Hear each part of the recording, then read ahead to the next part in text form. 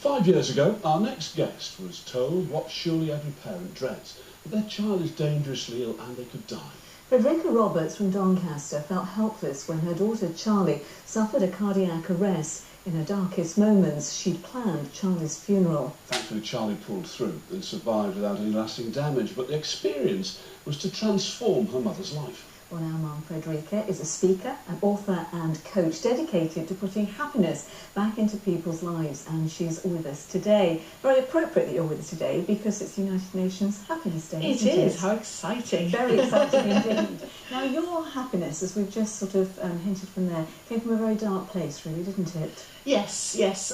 5 years ago was the most dramatic moment in our family's life. Unfortunately, not the only one, with two daughters with multiple heart conditions and surgeries, etc.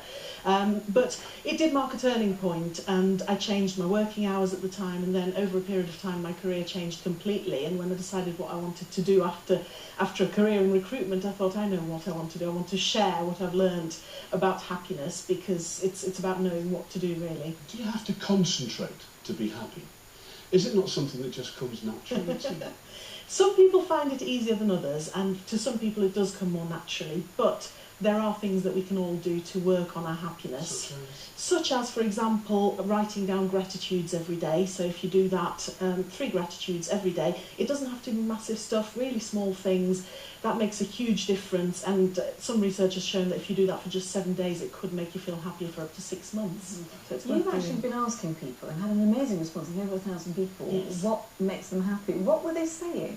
Well, the question I asked is, what's your favourite little happiness ingredient? So the things they like doing to just put a smile on their face. About 20% of them, so 1 in 5 people, said activities related to family, children, love, relationships, which is unsurprising, really, that was the biggest factor. Quite a few said chocolate. I'm with them on that one.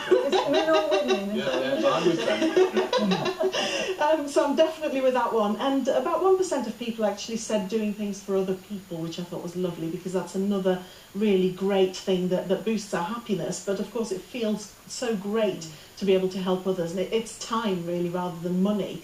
It's helping a neighbour, helping a child, helping a colleague, that kind of thing. It's really useful. Well, you've certainly brought a little bit of happiness into our studio this evening. Anyway, happy Happiness Day. And to you. Thank you for joining us.